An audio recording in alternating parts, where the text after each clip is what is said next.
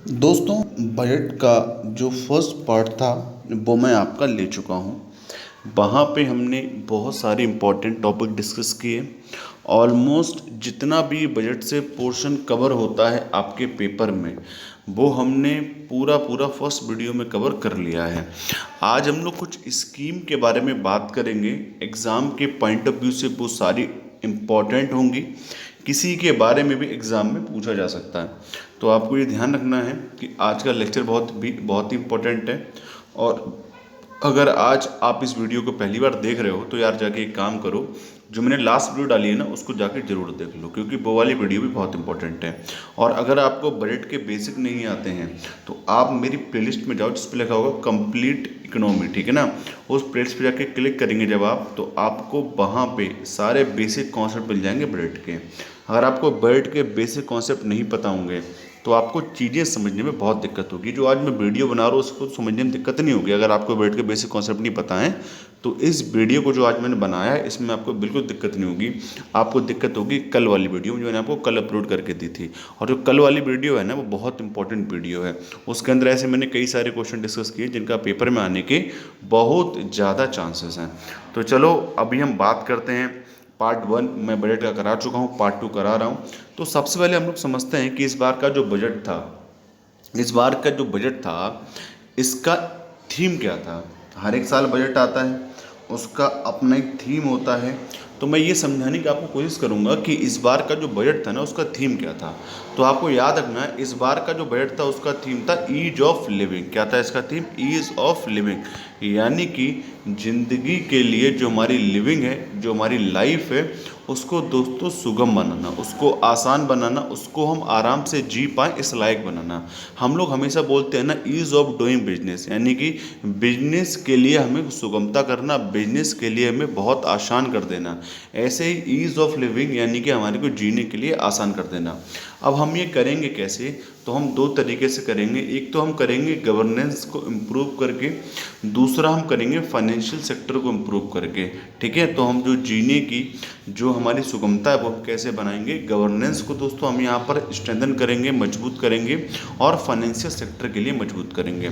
इस पूरी ease of living को हम लोग तीन टाइप से, हम यहाँ पर तीन ब्रांचेस में बांट के हम लोग कवर करने वाले हैं। पहले को कहते हैं आस्पिरेशनल इंडिया, इकोनॉमिक डेवलपमेंट, दूसरा है केयरिंग सोसाइटी।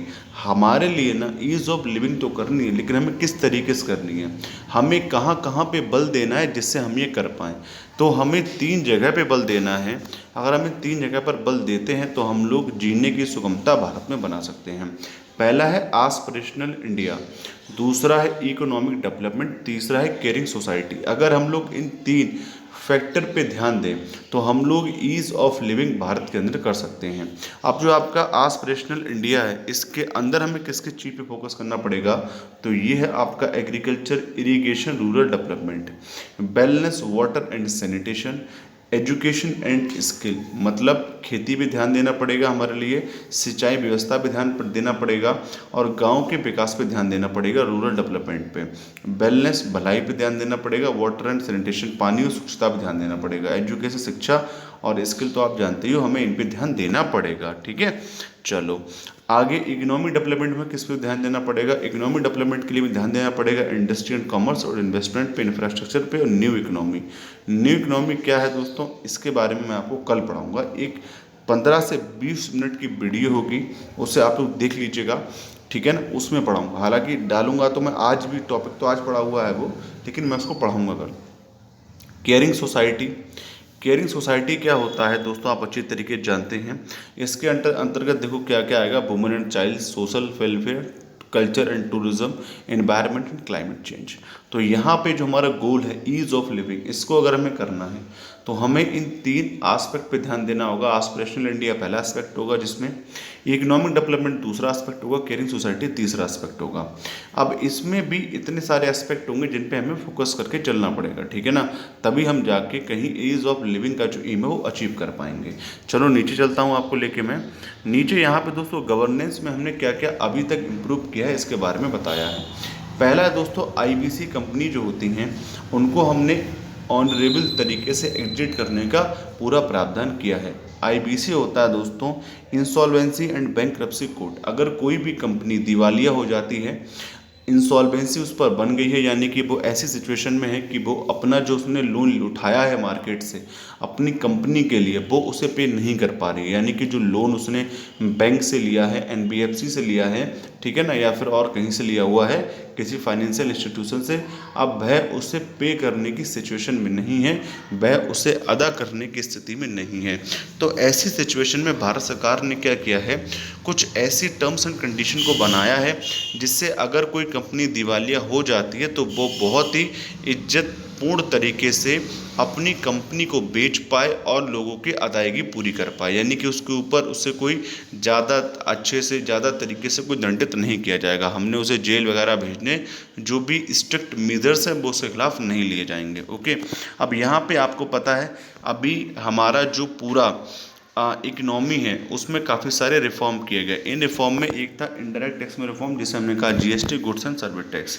ये जब जीएसटी आया तो उसकी वजह से देखो अच्छी बातें क्या क्या हुई, 20% रिडक्शन हो गया अराउंड टाइम फॉर ट्रक्स। आपको पता है होता क्या है, जब ट्रक इंटरस्टेट मूवमेंट करते हैं तो उन्हें कुछ पेपर वर्क कराना पड़ता है, ठीक है ना।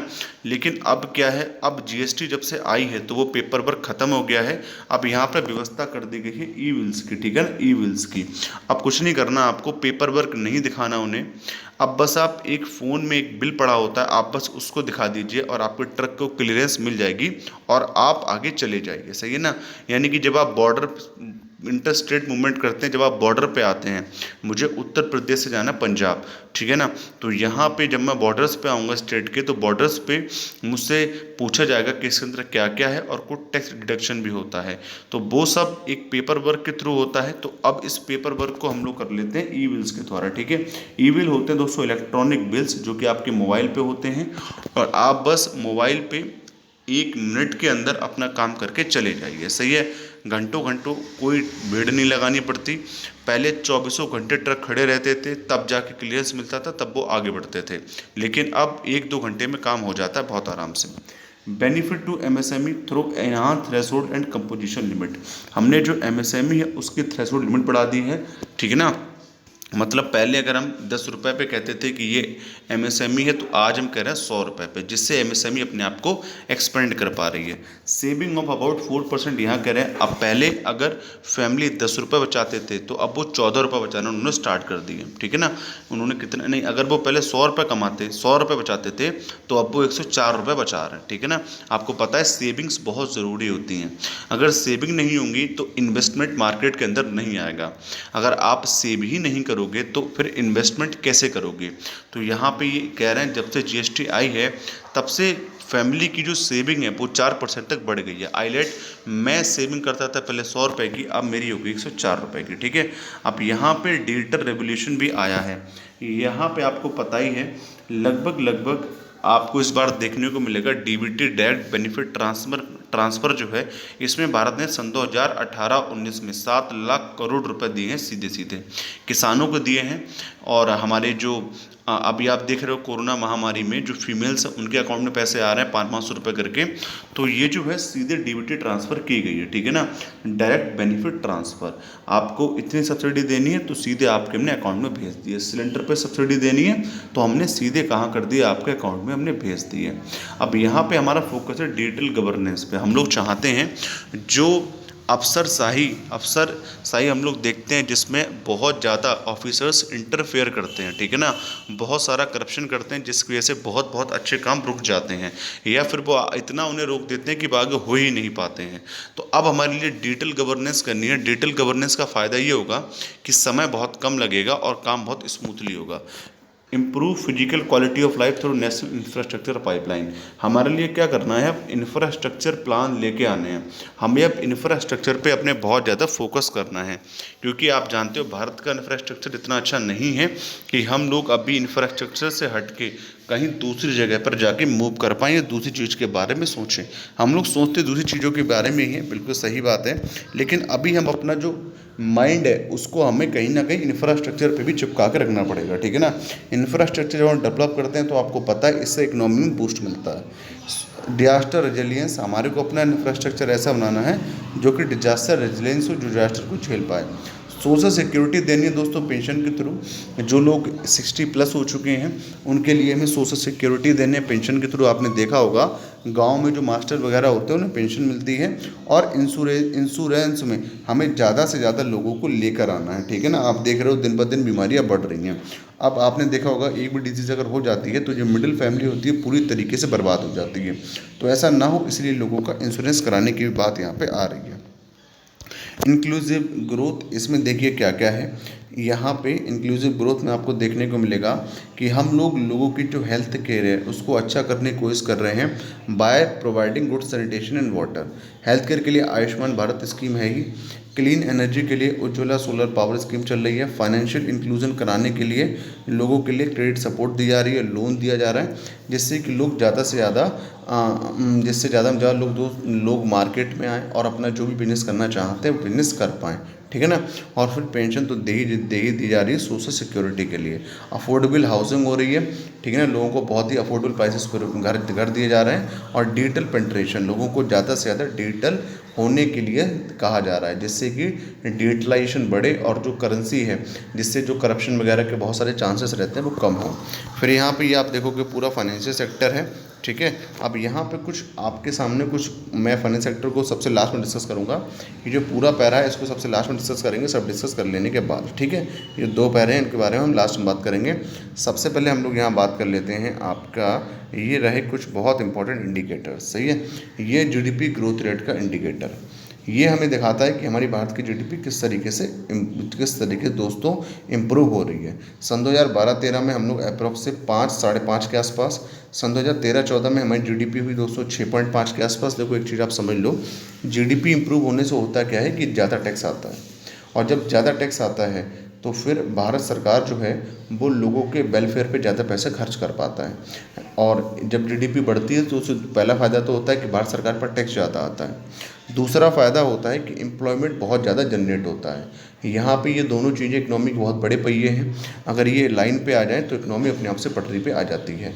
तो इसलिए जीडीपी का एक बहुत अच्छा होना, बहुत ऊपर होना बहुत ज़रूरी है। यहाँ पे आप देखोगे 16-17 में हमारी जीडीपी चली गई थी 8 तक, लेकिन अभी कुछ दिनों से भारत में स्लो डाउन चल रहा है, कुछ पिछले 2-1 सालों से। और अभी ये कोरोना की वजह से जो है भारत की जीडीपी, अब बहुत सारी रेटिंग एजेंसी चाहे मोदी से चाहे कुछ भी सही, वो सब की सब भारत की इकोनॉमी को अब दिखा रहे हैं निगेटिव।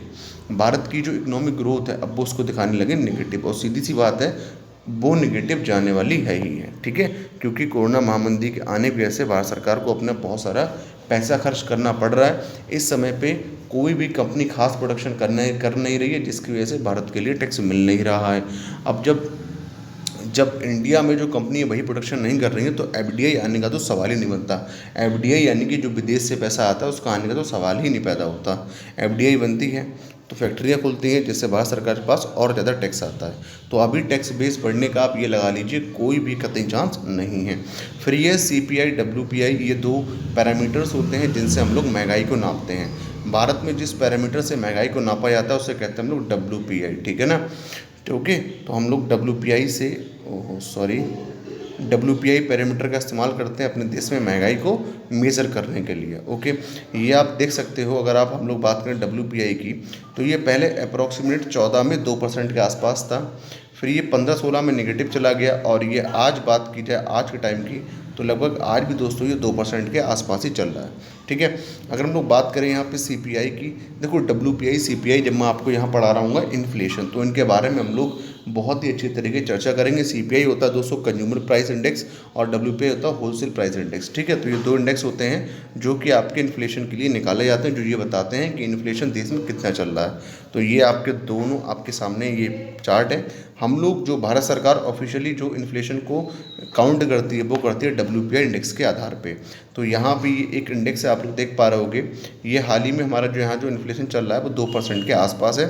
ओके, अगर हम इसके हिसाब से इसको देखते हैं।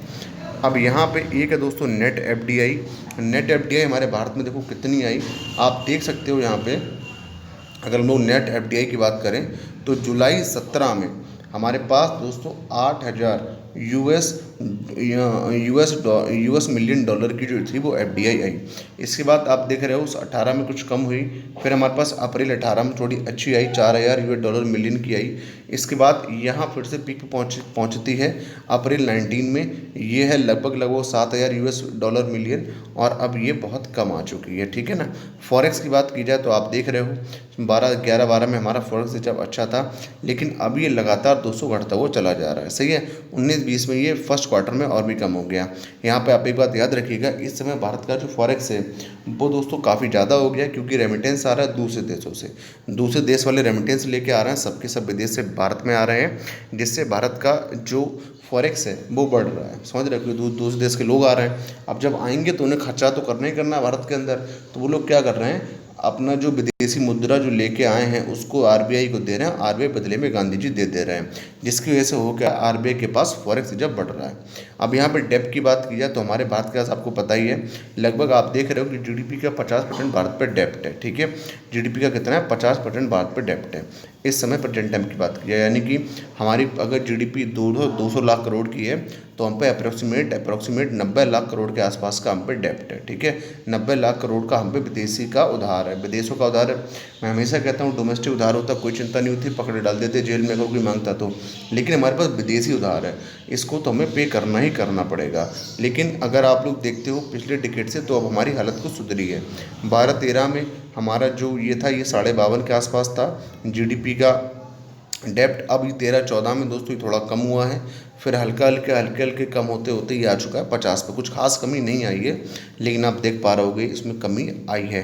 तो जीडीपी का 50% हम पे क्या है, डेप्ट है। आज भी हम पे कर्जा है जीडीपी का 50%। हमारे पास भारत की एक साल की कमाई मैंने आपको दिखाई 30 लाख करोड़ है, लेकिन कर्जा है 90 lakh crore. Trends in deficit Bharat को कितना घाटा हो रहा है, तो यहाँ आप देख सकते हो भारत को पिछले फाइनेंशियल ईयर में 3.8% का वित्तीय घाटा हुआ है। ठीक है। और इस बार अगली जो फाइनेंशियल ईयर है इसमें रहने की अनुमान है 3.5%। ये पेपर में सीधे सीधे क्वेश्चन बनते हैं कि भारत की जीडीपी का कितना डेप्ट है, तो आप वहाँ ये नहीं कह सकते कि सर हमें तो पढ़ाया, हमें बताया नहीं गया। आपको ये बात याद रखनी है, समझ रहे हो। फिर आप ये नहीं कह सकते वहाँ पे कि हमें बताया नहीं गया, पढ़ाया नहीं गया। फिर ट्रेंड इन डेफिसिट अभी निकल के आ जाए क्वेश्चन, बताओ भारत को इस साल कितना हमारे को डेफिसिट हुआ है जीडीपी के रिलेट कर, जीडीपी से रिलेटिव। तो जीडीपी से अगर हम रिलेट करें तो हमारे लिए इस साल घाटा हुआ है 3.8% का। समझ रहे हो, 3.8%। और अगली साल हमने ये अनुमान लगाया है कि हमें होगा 3.5%। वैसे अगर आप लोग 14-15 में देखते हो तो ये 4.1% था, उससे तो लेके हमारी हालत सुधरी है। जाहिर सी बात है 3.8 पे आ गए हैं, लेकिन हमें ज़रूरत है कि हम इसको और भी कम करें। ठीक है। हम इसको और भी नीचे लेके आएँ। अब ये आपके सामने कुछ प्रोग्रेस है नंबर्स में। फॉरेन एक्सचेंज रिजर्व है, ये आप छोड़ दीजिए, आपके किसी काम का नहीं है। ये जो चार्ट है आपके सामने जो ये बन के आ रहा है पूरा मैप, ये बहुत ज़रूरी है। आपसे सीधे पेपर पूछा है, बताइए इंडिया जो है कौन से नंबर की इकनॉमी है वर्ल्ड में जीडीपी की टर्म में। जीडीपी के टर्म में इंडिया कौन सी इकनॉमी है पूरी दुनिया के अंदर। या फिर आपसे पूछ लेगा बताओ चाइना कौन सी इकनॉमी के टर्म में, जीडीपी के टर्म में कौन सी इकनॉमी है पूरे विश्व के अंदर। तो आपको याद रखना है सबसे नंबर 1 पे आता है अमेरिका। कौन आता है, अमेरिका। पूरे विश्व में जो अमेरिका है उसकी जीडीपी सबसे ज़्यादा है, जो कि है 21.4। ओके, कितना है, 21.4 यूएस डॉलर ट्रिलियन। ओके, यानी कि 21.4 ट्रिलियन यूएस डॉलर कितना है। अमेरिका का जो जीडीपी है वो है 21.4 ट्रिलियन यूएस डॉलर। वहीं बात की जाए आपसे पहले नंबर पे तो आपका ये आ गया यूएस। अगर आपसे दूसरे नंबर बात की जाए तो दूसरे नंबर पे आपका आता है, यहाँ पे आपको देखने को मिलेगा चाइना। कौन देखने को मिलेगा यहाँ पे आपको, चाइना। चाइना की जो इकनॉमी है,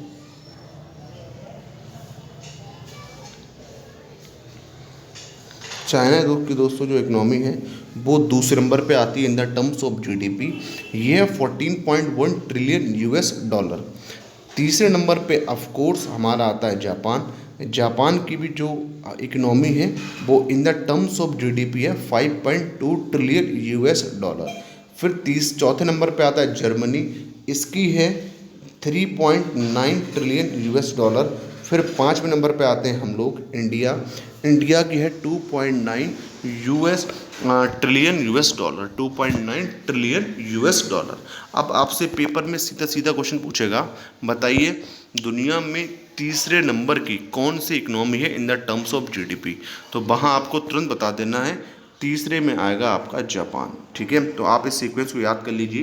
पहला है यूएसए, दूसरा है चाइना, तीसरा है जापान, चौथा है जर्मनी और पांचवा है भारत। आपसे पेपर में ये भी पूछ सकता है, बताइए जो हमारा भारत है इसकी जीडीपी जो है वो कितनी है, कितना कितना यूएस डॉलर में है। तो आपको याद रखना है 2.9 ट्रिलियन यूएस डॉलर। चलिए आगे चलूँगा। यहाँ पे कुछ एक्सपेंडिचर के बारे में बात की गई है, मैं आपसे ऑलरेडी कर चुका हूँ इसलिए नहीं करूँगा। रुपए कहाँ से आता है कहाँ जाता है पिछली वीडियो में सब बात कर चुका हूँ, इसलिए फिर यहाँ नहीं करूँगा। ये सब बात मेरी हो चुकी है, टैक्स पहले कितने थे अब कितने हो गए, ये सब बात मैं आपसे कर चुका हूँ। अब हम बात करते हैं एग्रीकल्चर पे। एग्रीकल्चर में एक स्कीम चलती है जिसका नाम है पीएम कुसुम। पीएम कुसुम के अंतर्गत 20 लाख किसानों के लिए यहाँ पे व्यवस्था की गई है सोलर पंप्स की, और 15 लाख के लिए व्यवस्था की गई है ग्रिड कनेक्टेड पंप्स की। ठीक है, यहाँ पे बात की जा रही है वेयर हाउसेज बनाने की पीपीपी मॉडल पर। पीपीपी मॉडल एक ऐसा मॉडल होता है जिसको सरकार और प्राइवेट दोनों काम करते हैं, जिसके अंतर्गत जैसे कि मुझे अगर अस्पताल बनाना है, मैंने कह दिया ये मैं बनाऊंगा पीपीपी मॉडल से, तो इसका मतलब हुआ यहाँ पे कुछ पैसा गवर्नमेंट इन्वेस्ट करेगी और कुछ पैसा यहाँ पे प्राइवेट सेक्टर इन्वेस्ट करेगा। इसको हम कहते हैं पीपीपी मॉडल, यानी कि ये कुछ पैसा आपका गवर्नमेंट पे करेगी, कुछ पैसा आपका प्राइवेट सेक्टर पे करेगा, इसे कहते हैं पीपीपी मॉडल। तो यहाँ पर कुछ वेयर हाउसेज बनाए जाएंगे।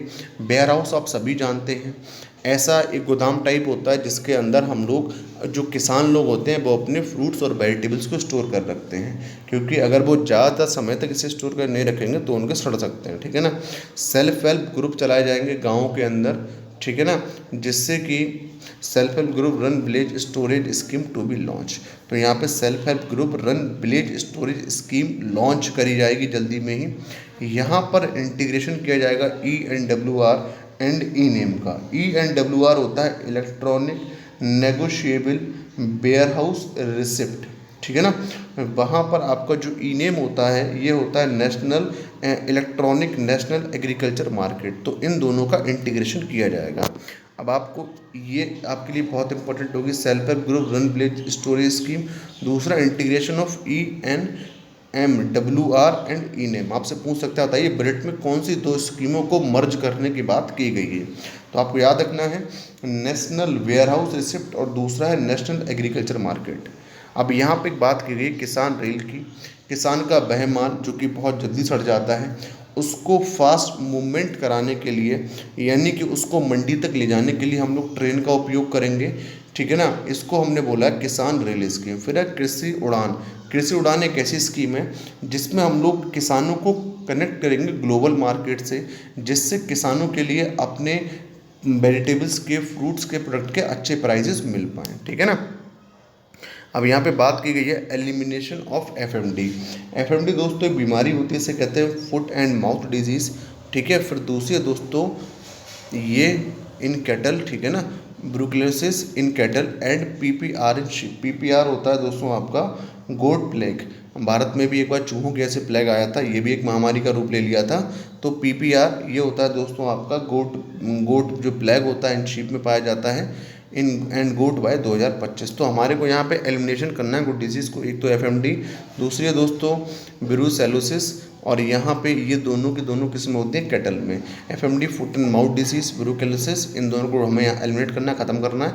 And PPR in sheep and goat में एक बीमारी पाई जाती है PPR, जिसे हम लोग गोट प्लेग भी कह देते हैं। तो ये हमें ख़त्म करनी है 2025 तक।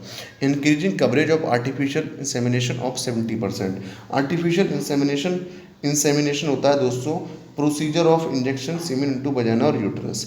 जब सीमेन जो होता है उसको हम लोग इंजेक्ट करा देते हैं वजाना में, तो उसी प्रोसेस को हम लोग कहते हैं इंसेमिनेशन।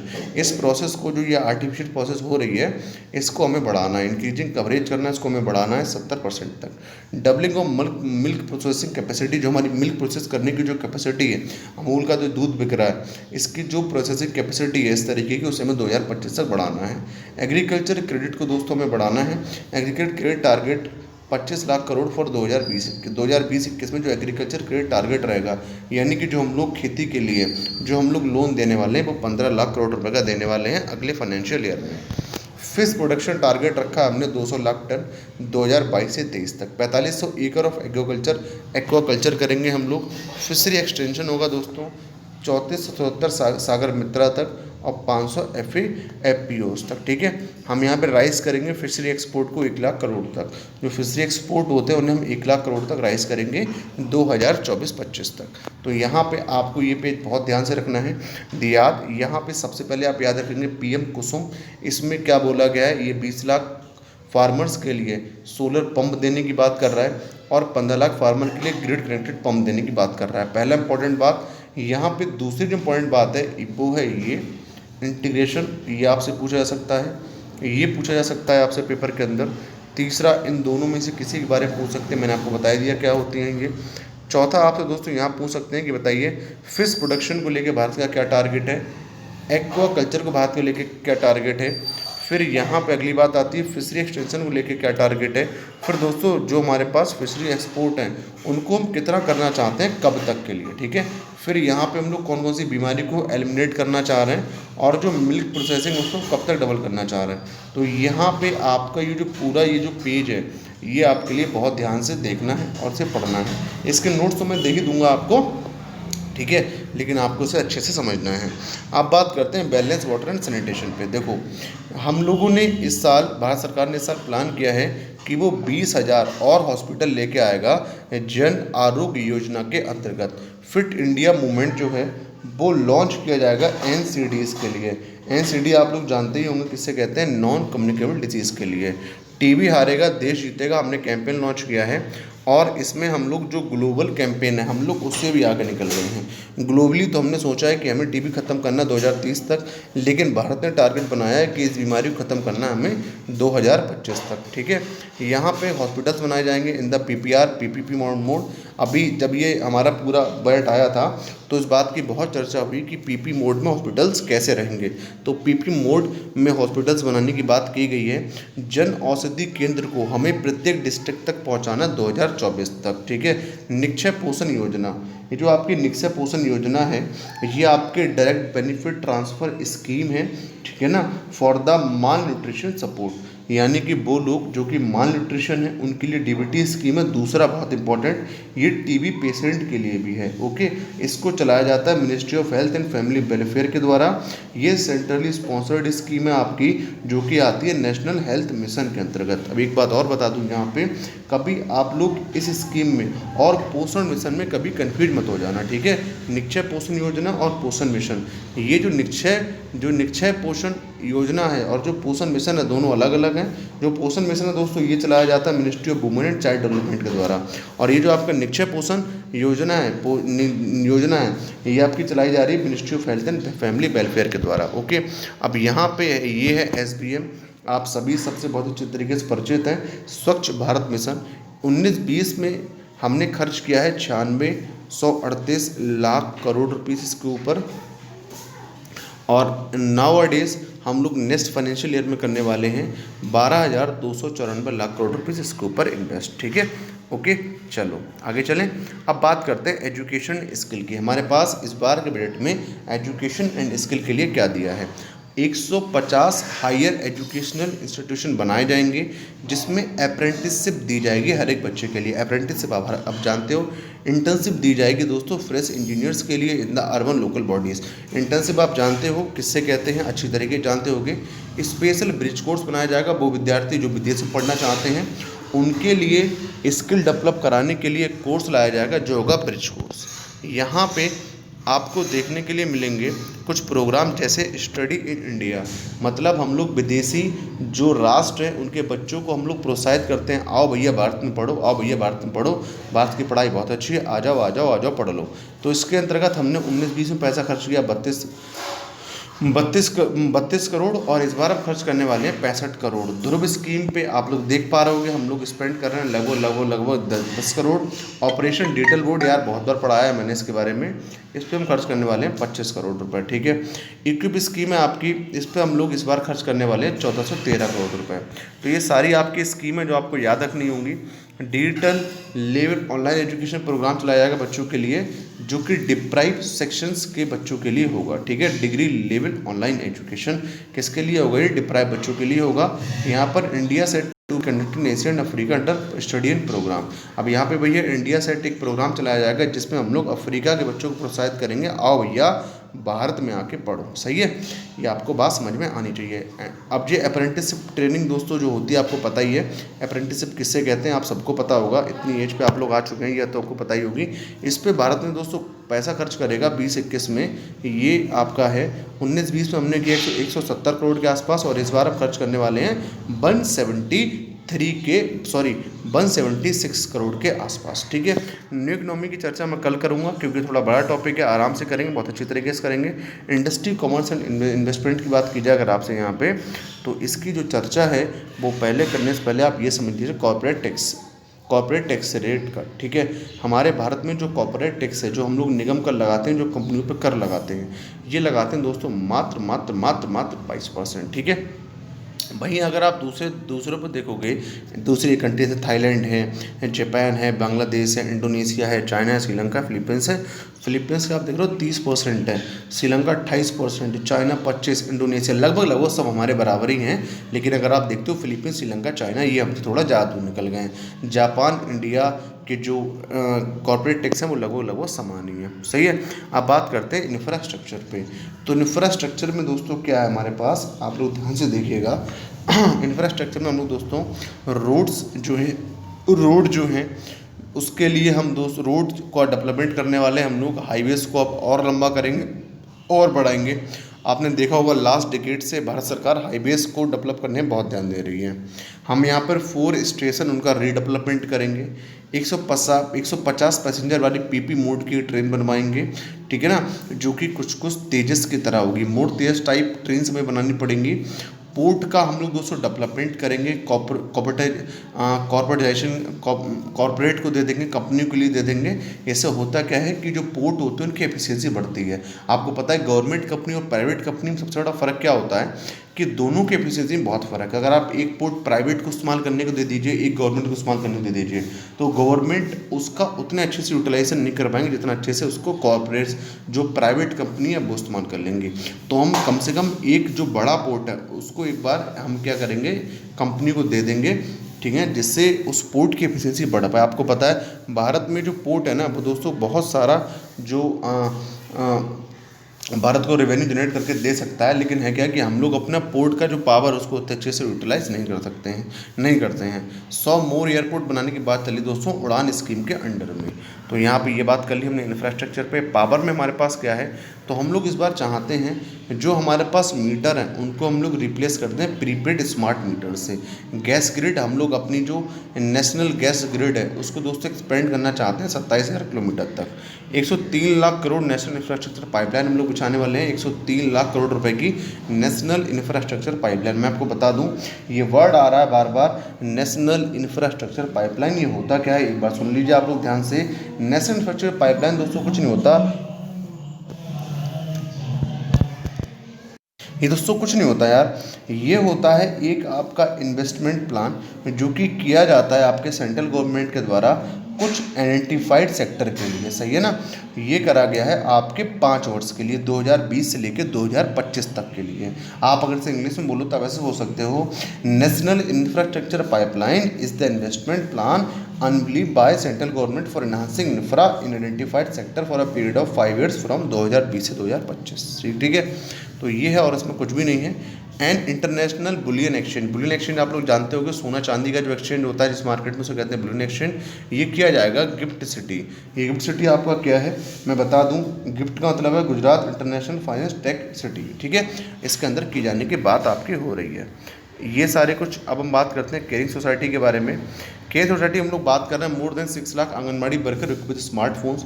हमने जो आंगनबाड़ी के जो वर्कर्स हैं उन्हें हमने स्मार्टफोन दिए क्योंकि वो खुद स्मार्ट बन पाए, जिससे काम अच्छे से हो पाए।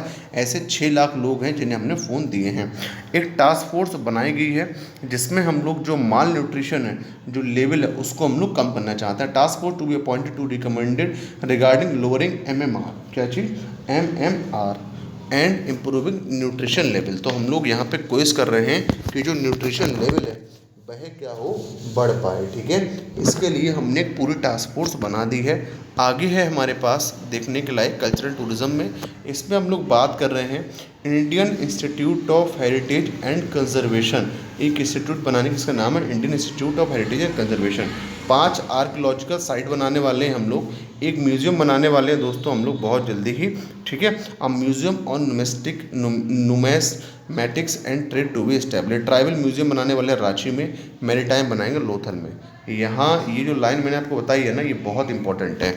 यहाँ का जो एक एक फैक्ट है ये आप याद कर लीजिए और ये आप मान लीजिए कि आपके पेपर में यहाँ से एक फैक्ट आएगा ही आएगा। सीधे पूछेगा, बताओ बजट में ट्राइबल म्यूजियम की बात की गई है, कहाँ बनाने की बात की गई है, तो आपको याद रखना रांची। बताओ मैरीटाइम म्यूजियम बनाने की बात की गई, कहाँ बनाने, मैरीटाइम, तो आप समझते हो ना मैरीटाइम म्यूजियम मतलब क्या हुआ, इसको हम लोग कह रहे हैं लोथल बनाने की। एनवायरनमेंट एंड क्लाइमेट चेंज पर देखो दोस्तों हमने क्या किया है, हम लोग को एक कोलिशन बनाना है for disaster related infrastructure launch है सितंबर 2019। डिजास्टर आप देख रहे हो क्लाइमेट चेंज की वजह से हमारे भारत में कितने डिजास्टर आने लगे हैं। साइक्लोन तो दोस्तों अब ऐसे आने लगे हैं कि समझ नहीं आता कि एक साल में कितने साइक्लोन आते हैं। तो ये जो है इस तरीके से हम लोग चाहते हैं जब इतना ज़्यादा भारत पे आपदा आ रही है, डिजास्टर मैनेजमेंट हम अपना इस आपदा में बेटर करें जिससे कि हम डिजास्टर से अच्छे से लड़ाई कर पाएँ। यहाँ पे हम लोग चाहते हैं जो सिटीज़ हैं, जो स्टेट्स हैं, वो इन्वॉल्व हों और जो वहाँ की जो हवा है उसे दोस्तों और इम्प्रूव करें। टूरिज्म प्रमोशन के लिए हम लोग सर पैसा देने वाले हैं और वो पैसा होगा दोस्तों 2500 करोड़। और यहाँ पे न्यूट्रिशन लेवल को बढ़ाने के लिए हम लोग पैसा खर्च करने वाले हैं इस बार 35,600। ठीक है, 35,600 करोड़। अब यहाँ पे बजट में एलोकेशन देखो किन किन बड़ी बड़ी स्कीमों के लिए किया गया है। पीएम किसान, आप लोग अच्छी तरीके से जानते हैं पीएम किसान क्या है।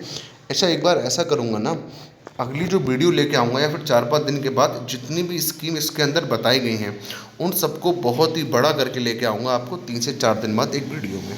मतलब एक एक स्कीम यहाँ पे डिस्कस करेंगे, बजट में जितनी भी स्कीम्स आई हैं उन सब के बारे में हम लोग डिस्कस करेंगे। ठीक है, तो ये जो पीएम किसान है इसमें इस बार हमारे गवर्नमेंट ने किया है 19-20 में हमने पैसा खर्च किया लगभग उससे 5500 करोड़, लेकिन अब हम लोग इस पर बढ़ाने वाले हैं बजट को और करने वाले हैं 7500 करोड़। इससे किसानों के लिए बहुत फ़ायदा होने वाला है। प्रधानमंत्री स्वास्थ्य सुरक्षा योजना पिछली बार करा 5000 करोड़ और अब हम बढ़ा रहे हैं अपने बजट को उसमें और ये करने वाले हैं 6500 करोड़। ठीक है, डीबीटी एलपीजी आप सबको पता ही है क्या है। इसमें हमने पिछली बार किया है दोस्तों 3000 करोड़, 3000 करोड़ के आसपास। अब की बार करने वाले हैं 4000 करोड़ के आसपास। ठीक है, सॉरी 30,000 करोड़ के आसपास। और अब इस बार हम लोग करने वाले सोच रहे हैं दोस्तों 40,000 करोड़ के आसपास। ठीक है, प्रधानमंत्री आवास योजना पिछली बार लगभग आप लोग देख रहे होंगे यहाँ पे हमने खर्च किया है 26-27 करोड़ के आसपास। अब की बार करने वाले हैं 2800 करोड़ के आसपास। प्रधानमंत्री ग्राम सड़क योजना, ये सब आप स्कीमें जानते ही होंगे। पिछली बार हमने इस पर किया है दोस्तों लगभग आपका 14,000 करोड़ के आसपास, इस बार करने वाले 19,000 करोड़ के आसपास। ठीक है, अब यहाँ पे हमने इतनी ये सारी मिनिस्ट्री हैं इन्हें पैसा दिया ये करने के लिए, ये आपको पढ़ना बिल्कुल ज़रूरी नहीं है, आपने इतना समझ लिया ये आपके लिए काफ़ी है। तो चलो दोस्तों यहीं पर मैं विराम दूंगा आपके लेक्चर के लिए। आई होप आपको लेक्चर समझ में आया होगा। कोई दिक्कत परेशानी हो यार तो दिक्कत परेशानी लेने की आवश्यकता नहीं है। टेलीग्राम चैनल है सावरिया क्लासेस, उस पर आओ, उस पर आपको मैं ये नोट्स भी प्रोवाइड करा दूंगा। दूसरा क्या है कि आप वहाँ से चैट भी कर सकते हो, अपनी प्रॉब्लम को भी पूछ सकते हो। चलिए दोस्तों चलते हैं, थैंक यू।